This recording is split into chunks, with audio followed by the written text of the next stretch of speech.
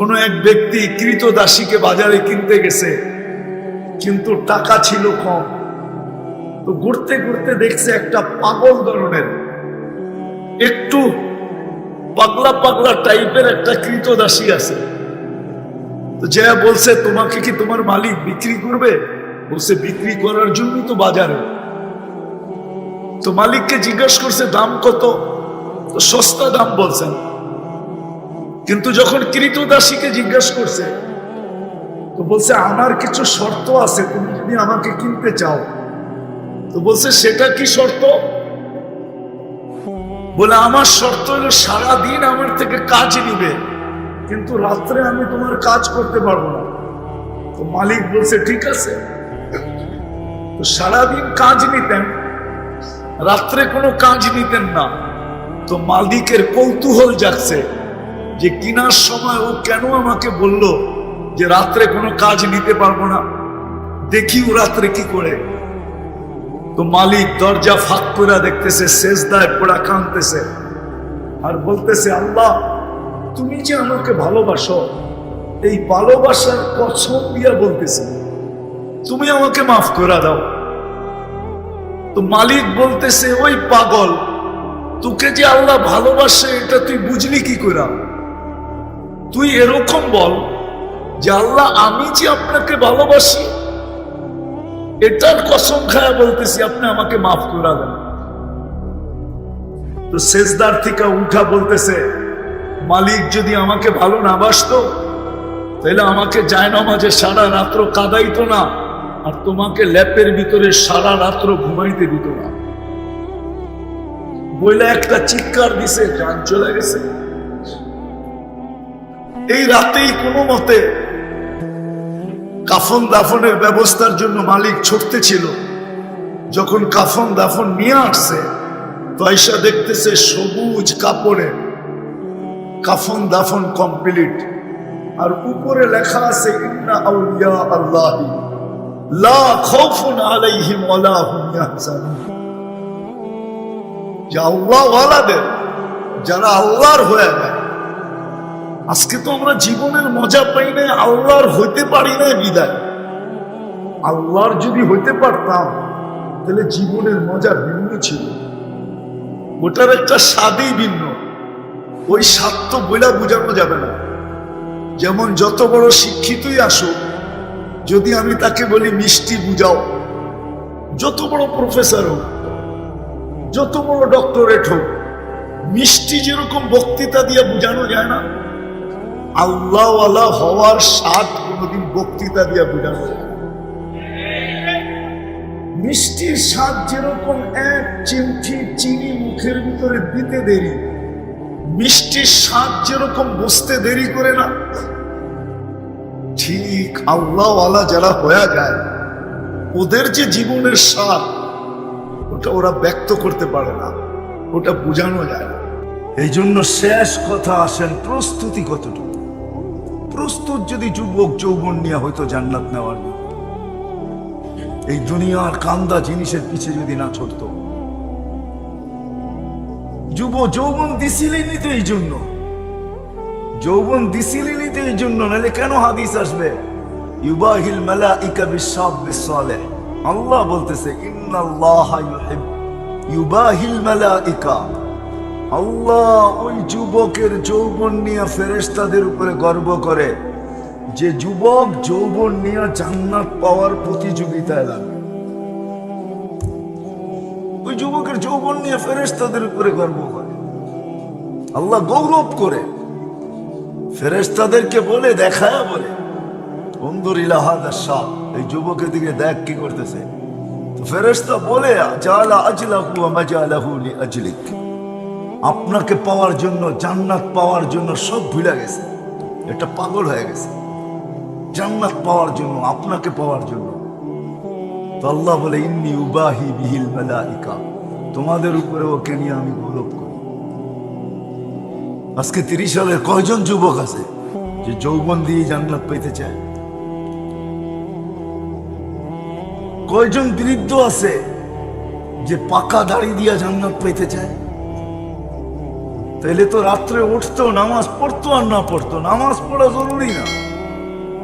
রাত্রে উঠতো, ল্যাপের ভিতর থেকে হাত উঠায়া বলতো, মালিক বৃদ্ধ হয়ে গেছি, কিচ্ছু আমার কাছে নাই, সব হারায় ফেলছি, হাত কিন্তু তোর কাছে উঠাইলাম।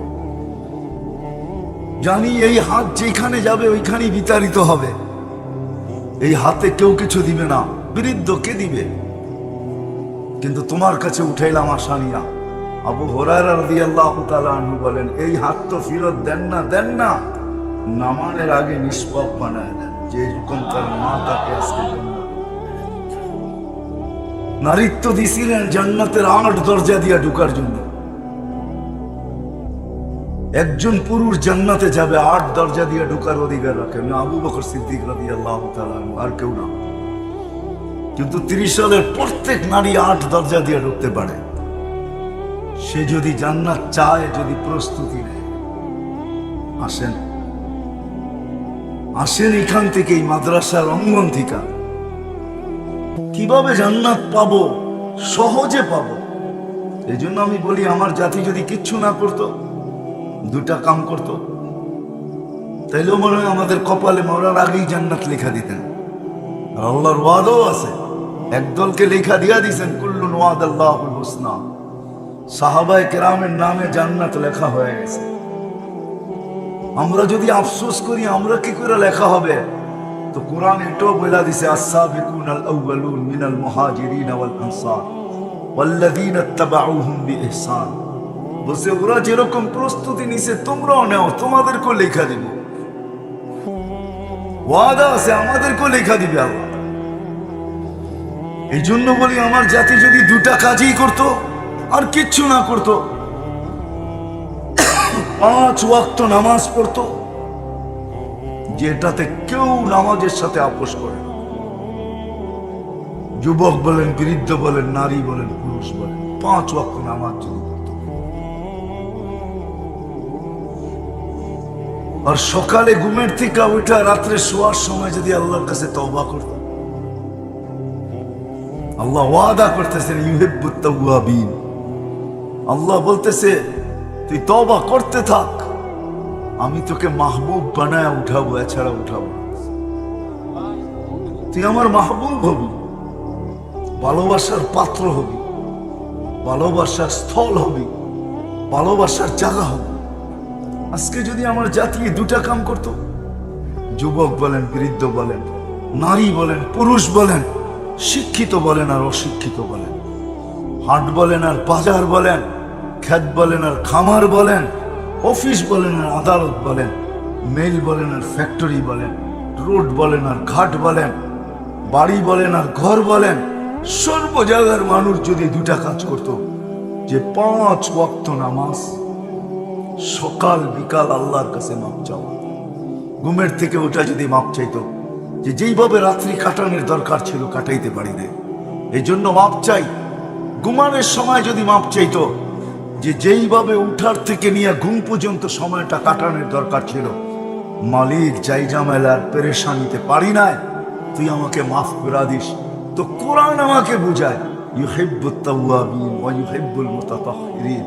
তো আল্লাহ যখন উঠাবে, হাদিসে কুদসিও বুঝায়, ফাইন তাবু ফানা হাবিবুহুম। আল্লাহ বলে, তওবা করতে দেরি, আমি বন্ধু হইতে দেরি করি না। এজন্য সবার কাছে দরখাস্ত, আসেন আজকের থেকে ওয়াদা করি, আশা তো জান্নাতের রাখি, সুযোগ তো আল্লাহ করে দিয়েছিলেন। ওয়াদা করি আজকের থেকে যে নামাজ আর কোনোদিন ছাড়বো। কে কে ওয়াদা করতে পারে নামাজ আর ছাড়বো? দ্বিতীয় একটা অভ্যাস করেন, নামাজ দ্বিতীয়, সকালে ঘুমের থেকে উঠে তওবা করেন। আল্লাহ যেইভাবে কাটানো দরকার ছিল রাত্র কাটাইতে পারি না। আছে দুনিয়ার হাজারো মানুষ আছে যাদের রাত্রে চোখে ঘুম আসে না, ঘুম ইচ্ছা করলে ঘুমাইতে পারে কিন্তু ঘুম আসে না, ভিতর থেকে চিৎকার আসে, किसी को सोने में किसी को खाने में हमें मजा आता है आखिर रात की रोने में। আছে দুনিয়াতে হাজারো আল্লাহওয়ালা আছে যারা সারা রাত্র ঘুমায় না, এরা শুধু এই কথা বলেই কাটায় যে আমাদের তো কান্নায় মজা, ঘুমে মজা। কিন্তু শেষ কথা হলো আপনার আর আমার প্রস্তুতি কতটুকু। যুবক যৌবন নিয়ে প্রস্তুত কতটুকু ওই জান্নাত নেওয়ার জন্য? যুবক তো ভাবছে নাচ এখানেই আছে, জান্নাতে নেই। যুবক তো জানেই না জান্নাতের নাচ কি। ও তো জানে দুনিয়াই বুঝি নাচ, জান্নাতে বুঝি নাচ নাই। ও জানে দুনিয়াতেই গান, জান্নাতে বুঝি গান নাই। দুনিয়ার এগুলা সব গান্দা, দুনিয়ার সিঙ্গার কোনো সিঙ্গার না। এটা যদিও ত্রিশাল পৌর এরিয়া। ও যুবক, তোমরা আমাকে সিঙ্গার চিনাইতে হবে না, আমি দুনিয়ার টপ টপ সিঙ্গার চিনি। তোমরা আর কজন সিঙ্গার চেনো? দুনিয়ার সিঙ্গার আমাকে চিনাইতে হবে না। এগুলা কোনো সিঙ্গারও না, ফিঙ্গার। এগুলা খালি ফিঙ্গার ছাপ, কোনো সিঙ্গার না। সিঙ্গার তো আল্লাহ জান্নাতে বানায় রাখছে। যেটা শুনি সাহাবা একরামের যুবক পাগল হয়েছেন, সিঙ্গার তো ওইখানে। গান শোনার পরে আল্লাহ জিজ্ঞেস করবে কেমন শুনলা, তো প্রত্যেক মুখ বলবে লাখানাল মৌতুলা মুতনা। যদি আল্লাহ মৌত থাকতো তো আওয়াজের ঝংকারে মরে যেতাম। হ্যাঁ, এটা সত্য। গাইতে গাইতে মরছে এরকম সংখ্যা অনেক অনেক সিঙ্গারের সংখ্যা আছে যারা গাইতে গাইতে মারা গেছে। কিন্তু মানুষ 2-4 জন মরছে গানের আওয়াজ শুনে, এরকম আজ পর্যন্ত ইতিহাসে নাই। কি আছে নাকি আপনাদের জানা? কিন্তু গানেওয়ালা মরছে, এটা সত্য। ফিরোজ শাহী স্টেজে মারা গেছে, গাজীপুরের স্টেজে। বেশি দূরে যেতে হবে না, 1 মিনিটের নাই বড় সাজিয়ে লেগছে। সে গাজীপুরের স্টেজে মারা গেছে। যদিও ঘোষণা পরে হয়েছে, কিন্তু মারা গেছে স্টেজে, এটি সত্য। ওই গানের ভিতরেই মারা গেছে, 1 মিনিটের নাই ভরসা। এরকম বহু সিঙ্গার মারা গেছে স্টেজে, আল্লাহ স্টেজ থেকে উঠে আনিয়া গেছে। কিন্তু 2-4 জন মানুষ মরছে গানের আওয়াজ শুনা। না না, ওটা তো জান্নাতের আওয়াজ শুনা হয়তো হইতে পারতো, কিন্তু আল্লাহ ওই দিন মৌত রাখেন না। এই জন্যই তো বলবে লাকানাল মৌতুলা মুতনা। জান্নাতের আশা আছে, জান্নাত আল্লাহ দিতে চান। এই জন্য প্রমাণ দেখাইলাম যে মুসলমানের ঘরে পাঠাইছেন, সর্বশ্রেষ্ঠ নবী দিছেন, সর্বশ্রেষ্ঠ কিতাব দিছেন, সদ ইচ্ছাই দিছেন। কিন্তু যুবক যৌবন নিয়ে কতটুকু প্রস্তুত জান্নাত নেওয়ার জন্য? পুরুষ পুরুষত্ব নিয়ে কতটুকু প্রস্তুত? যদি প্রস্তুতি হইতো তাহলে আজান দেওয়ার পরে মসজিদের বাহিরে কাউকে পাওয়া যেত না। কেন? নামাজ জান্নাতের চাবি। মিফতাহুস আল সালাহ মিফতাহুল জান্নাহ। মানেন না? মানেন না? হ্যাঁ মানেন? নাইলে এই কথা কেন বলবে ইদা সালুহা সালুহা সাইরুল আমাল। নামাজ ঠিক, জীবন ঠিক। নামাজ পূর্ণ, জীবন পূর্ণ। নামাজ কমপ্লিট, জীবন কমপ্লিট, পুরা কমপ্লিট। আর কিচ্ছু আল্লাহ তাকায় দেখবেন না, খালি দেখবেন, প্রথম দেখবেন নামাজ ওকে কিনা। আউয়ালু মা ইউহাসাবুল আবদু ইয়াউমাল কিয়ামাতি আস-সালাহ। তারপরে এই কথা সত্য হয়, আস-সালাহ মিফতাহুল জান্নাহ। নামাজ জান্নাতের চাবি।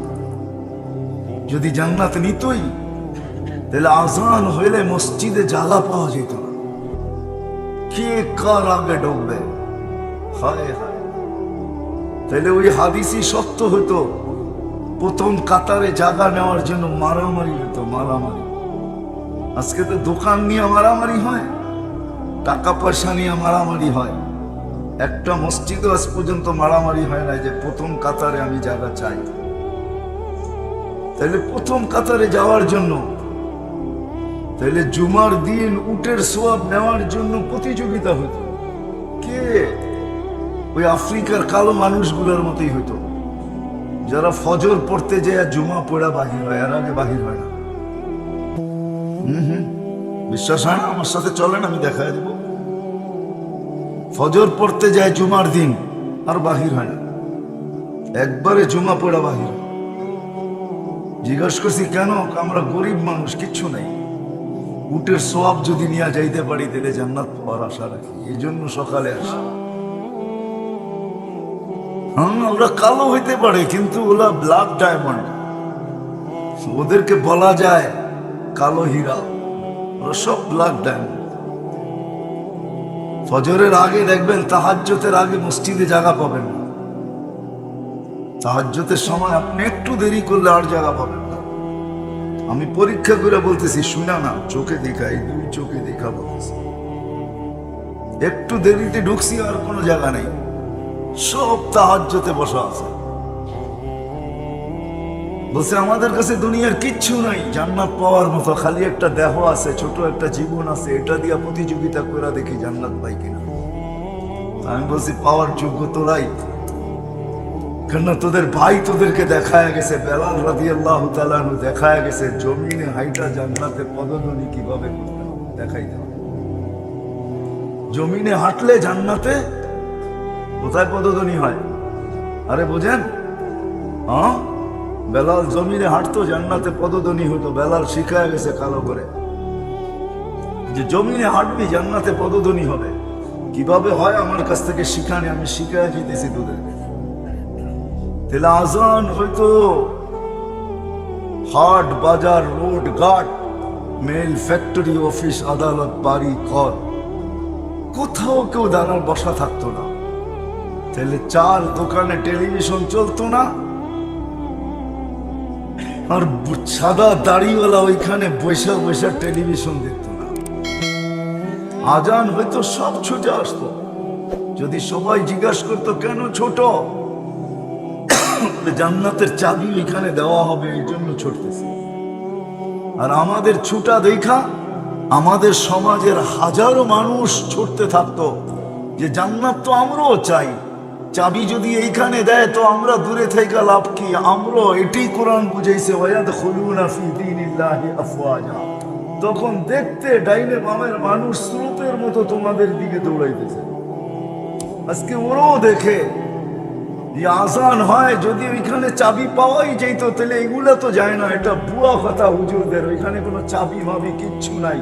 এই জন্যই তো ওরা আমাদের সাথে বসে বসে চা খেলতেছে, চা খাইতেছে, টাস খেলতেছে। আমরা যেমন জীবন কাটাইতেছি ওরাও এমনই কাটাইতেছে। এই জন্য কেউ আসে না, ছুটে আসে না। তাহলে কোরআনের কথাই সত্য ছিল। আল্লাহ আমাদেরকে সুযোগ দিছিলেন জান্নাত লইপা নেওয়ার। যুবককে যৌবন দিয়ে সুযোগ দিছিল যে যৌবনের ভিতরে তুমি জান্নাত নিতে পারো। নারীকে নারীত্ব দিয়ে সুযোগ দিছিলেন জান্নাতের স্মার্ট দরজা মধ্য থেকে যেই দরজা দিয়া মনে চায় তুমি ঢুকতে পারো। বৃদ্ধকে সুযোগ দিছিলেন যে সাদা দাড়ি দেখায় জান্নাতে যেতে পারো। গরিবকে আল্লাহ সুযোগ দিছিলেন যে দারিদ্রতা দেখায়া ধনীদের 500 বৎসর আগে তুমি জান্নাতে ঢুকতে পারো। প্রত্যেক ব্যক্তিকে যাকে যা দিছেন সব কিছু দিয়ে আল্লাহ সুযোগ দিছেন। মুসলমানের ঘরে আসা প্রথম সুযোগ, মুহাম্মদুর রাসূলুল্লাহর উম্মত হওয়া দ্বিতীয় সুযোগ, কোরআনের মতো কিতাব পাওয়া তৃতীয় সুযোগ, আর নিজের সর্ব অবস্থাটা চতুর্থ সুযোগ। নাইলে অসুস্থ ব্যক্তির জন্য এই কথা কোনোদিন আসতো না। মানুষ যখন অসুস্থ হয় তো অসুস্থতাও দিছেন জান্নাত নেওয়ার জন্য, নাইলে এই হাদিস কোনোদিন আসতো না। আমিনুল মারিদি তাসবিহুল, বিছনায় পড়া যখন আহ আহ করতে থাকে তো আল্লাহ বলে সুবহানাল্লাহর সওয়াব তোমাকে দিতে থাকে। সিয়াহাতুহু তাহলিলুন, অসুস্থতা যখন বাড়ে আর চিৎকার দেয় তো আল্লাহ বলে তুমি চিৎকার দাও, আমরা লা ইলাহা ইল্লাল্লাহর সওয়াব লিখতে থাকি। তাকাল্লুবুহু ইলা যামবিন ইলা যামবিন, এপাশ ওপাশ যখন বিছনায় করতে থাকে তো যুদ্ধের ময়দানে লড়লে যেই সওয়াব পাওয়া যায় ওই সওয়াব লেখা হতে থাকে। অসুস্থতায় যতদিন পর্যন্ত পড়া থাকে, সুস্থ অবস্থায় যে আমলগুলা করতো এখন অসুস্থতার জন্য করতে পারে না, ওগুলার সওয়াব ফেরেশতা লিখতে থাকে। সুস্থ যখন হয় তখন বিলকুল নিষ্পাপ হয়ে দাঁড় সুস্থ হয়। কায়াউমিন ওয়ালাদাতহু উম্মু, মা যেন এই মুহূর্তে জন্ম দিল। নাইলে এই কথা কোনোদিন আসতো না। বোঝা গেল অসুস্থ হও জান্নাত পাওয়ার জন্য, আর সুস্থতা তো জান্নাত পাওয়ার জন্যই। যে সুস্থ আছে এটাও দিচ্ছেন জান্নাত পাওয়ার জন্য, বাজার দিচ্ছেন তো জান্নাত পাওয়ার জন্য, নাইলে এই হাদিস কোনোদিন আসতো না। ব্যবসায়ী ছোট হোক আর বড় হোক, যদি ব্যবসায়ী হয়, সত্যবাদী হয়, আর আমানতদার হয়, তো আল্লাহ রসুল ওয়াদা করতেছেন কিয়ামতের দিন নবীদের কাঁধে কাঁধ মিলায়ও। ব্যবসা দিছেন জান্নাত নেওয়ার জন্য, একটা ক্ষেত্রও নাই।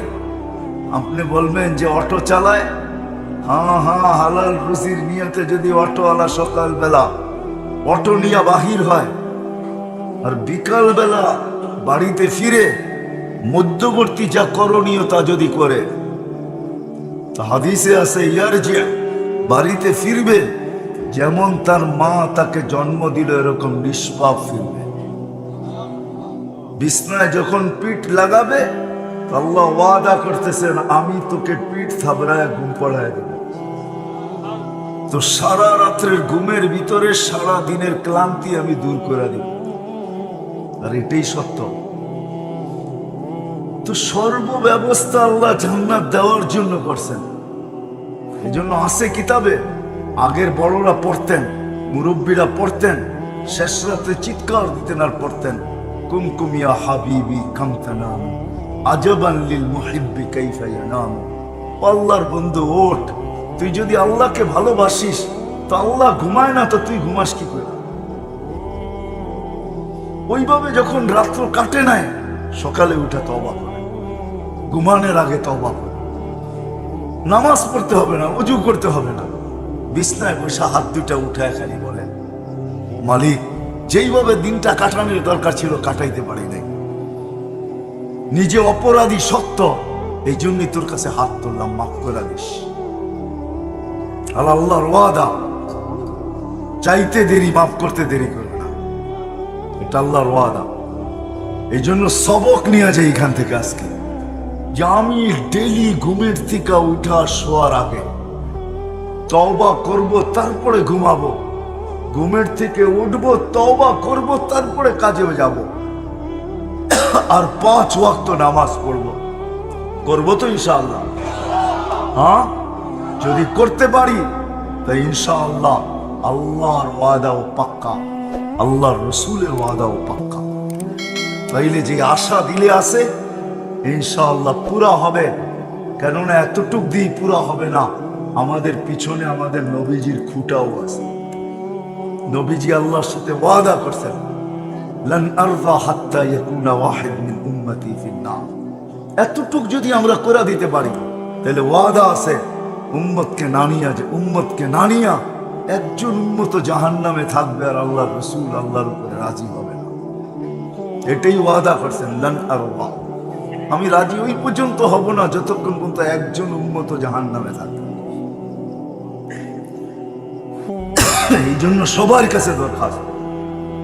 আর সর্বশেষ কথা, এই পরিবেশগুলো যতদিন থাকবে ততদিন আমি প্রমাণ দিই, কোনো কিতাবই না, আমার বিবেক বলে, বাংলাদেশ আজ পর্যন্ত শতবার বিপর্যয়ের ঢোল বাজছে, স্লোগান হয়েছে, মাইকিং হয়েছে, শতবার বাংলাদেশে বিপর্যয়ের ঢোল বাজছে। ঢোল বোঝেন তো না? বোঝেন না?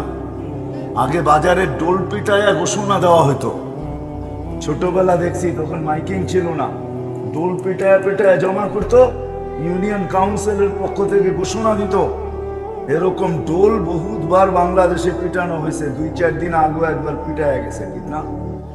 কি চিত্রান আসতেছে, এর আগে করুণা, এর আগে বুলবুল, এর আগে নার্গিস, এর আগে নানি না কি কি নাম, সিডর, বহুত বিপর্যয়ের ঢোল বাংলাদেশে বাজছে, কিন্তু আজ পর্যন্ত কোনো বিপর্যয় হয়নি। দুনিয়া তো ভাবছে করোনার বিপর্যয় বাংলাদেশে এরকম হবে যে ইতিহাসের পাতায় নতুন একটা পাতা যোগ হবে, কিন্তু হ্যাঁ, ইতিহাসের পাতায় নতুন একটা পাতা যোগ হয়েছে অবশ্যই। সারা দুনিয়ায় করোনায় যতটুকু করোনাকে প্রতিরোধ না করতে পারছে, আলহামদুলিল্লাহ বাংলাদেশ সারা দুনিয়ায় প্রতিরোধ করার ব্যাপারে 1 নম্বরে ছিল। এই মালাটা বাংলাদেশের গলায় আছে। কারণ কি জানেন? শুধু এই পরিবেশগুলোর কারণে। মসজিদের পরিবেশ, মাদ্রাসার পরিবেশ, মক্তবের পরিবেশ, হেফজোখানার পরিবেশ, এই দাড়ি টুপির পরিবেশ, এই জুব্বার পরিবেশ, এই আলেম ওলামার পরিবেশ, এই বোরকার পরিবেশ, এই দিনদারি পরিবেশ, আর এরকম আল্লাহর আশেখানা পরিবেশ। আশেখানা বোঝেন? এরকম আশেক দুনিয়ার কোথাও পাবেন না। আল্লাহ আল্লাহ রসুলের যে জায়গায় আপনারা বসে রয়েছেন, ওই জায়গায় আমি নামাজ পড়ছি, আমি বুঝছি এই জায়গায় কি আছে। আমি দুনিয়া ঘুরা বলতেছি, দুনিয়ার কোথাও এই পরিবেশে কাউকে বসাইতে পারতো না, কিন্তু এই দেশে পারতেছে কেন? এই দেশের মানুষ আল্লাহ রসুলের আশেক বেশি, মহব্বত করে বেশি। এটাও একটা আধ্যাত্মিক পরিবেশ। এই পরিবেশগুলা যতদিন থাকবে, যত ডলি পিটানো হোক না কেন, বিপর্যয়, আমার আল্লাহর উপরে 100% বিশ্বাস যে বাংলাদেশে কোনো বিপর্যয় হয় না, আর কোনোদিন হবেও না। হ্যাঁ, আমি প্রমাণ দিতে পারি। 7.8 ভূমিকম্প দুনিয়ার এরকম কোন মাটিতে নাই আসছে, আর সে বিপর্যয়ের ছাপ না রেখা গেছে, এরকম কোন মাটি দুনিয়াতে নেই যে 7.8 ভূমিকম্প। কিন্তু বাংলাদেশে আসছে 8.7 ভূমিকম্প, কিন্তু কেউ জানে না 5 থেকে 7 বছর আগে 31 নাইট পরের দিন আসছে, 5টা 5-এ আসছে, কোনো বিপর্যয় হয়নি। অনেকে জানেই নাই, সকালবেলা জানছে এত বড় ভূমিকম্প চলে আসছে।